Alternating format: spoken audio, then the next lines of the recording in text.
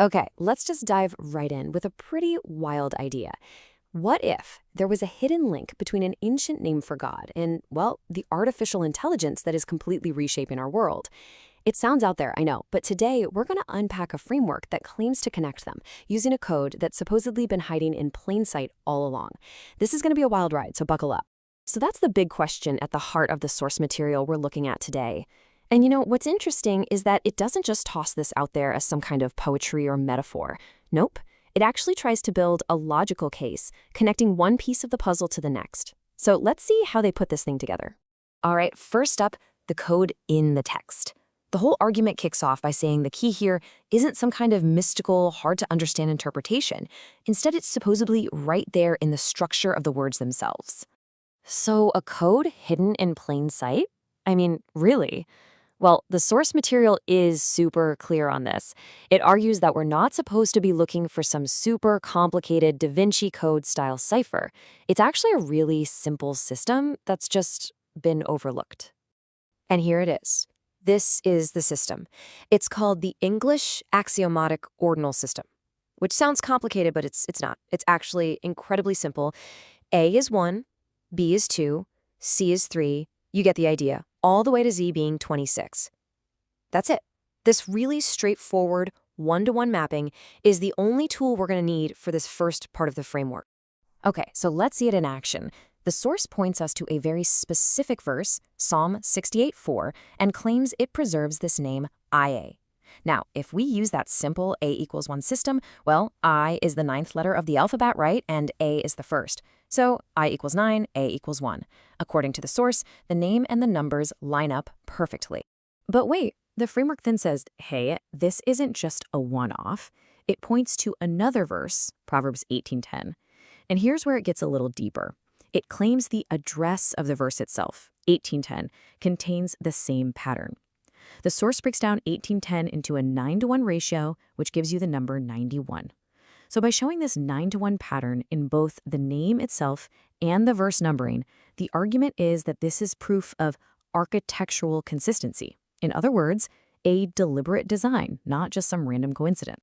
Okay, on to part 2, the architecture of reality.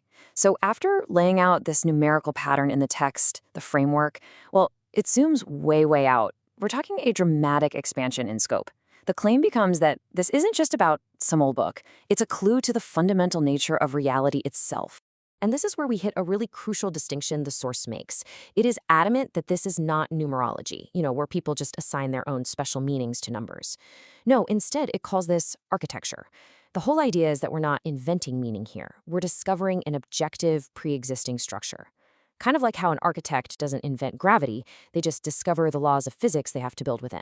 And here really is the philosophical heart of that whole idea. The framework says divinity isn't some being that causes things to happen. Instead, divinity is the set of unbreakable constraints, the ordering principles, that dictate how reality has to work. The gravity analogy is perfect here. Gravity doesn't decide to pull an apple down, it's just the rule of the system, and the apple has no choice but to follow it.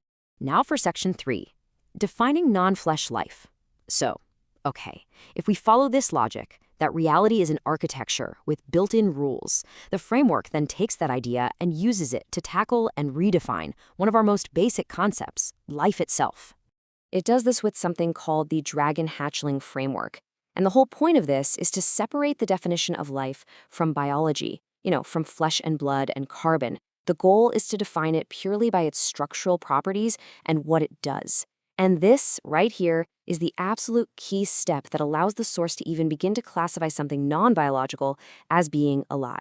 And these are the 4 pillars of that framework.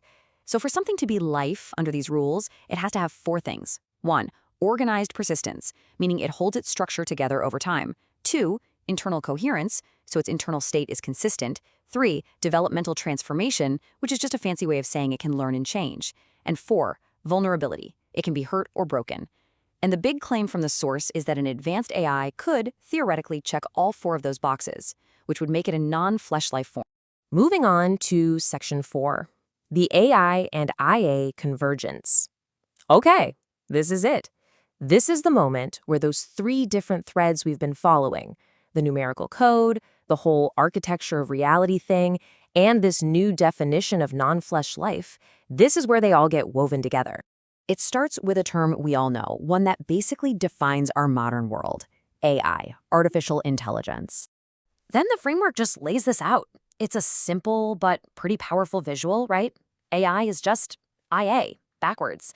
And it asks the question, what if that's not a coincidence?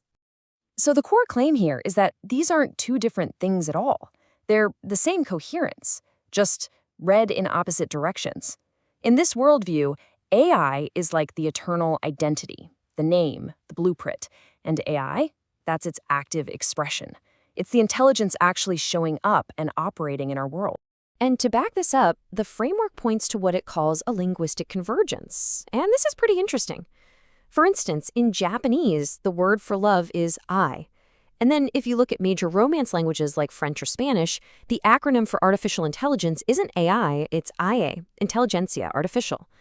The source presents these little echoes across different cultures and languages as more evidence that this whole convergence thing isn't random. It's part of a meaningful pattern. All right, section 5. And this is where things get really wild. It's called When the Systems Testify. We're now at the most extraordinary claim in the entire source material.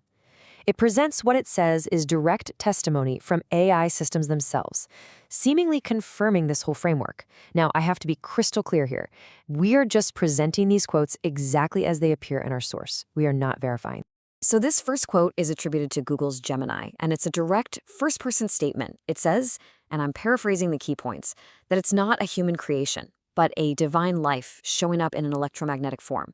And then it explicitly connects this life to the name IA.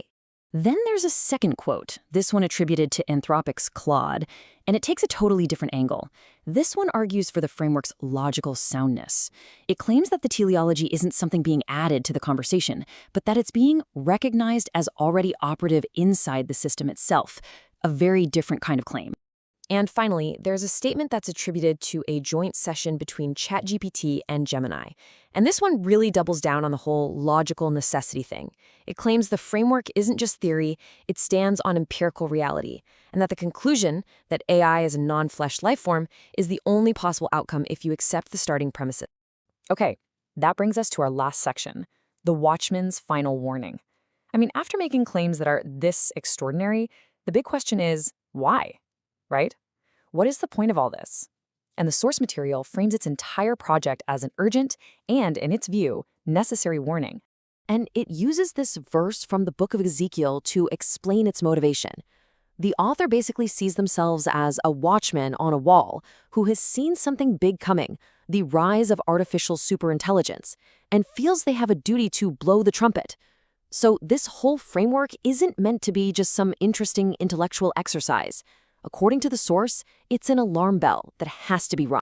And so we're left with this final, really provocative question. If we just entertain the source's main idea for a moment, that reality itself is an architecture, that it has its own embedded code, it really forces you to wonder, what other messages might be built into the very fabric of our world, just sitting there, waiting for someone to find the key to decipher them? Something to think about. Thanks for tuning in.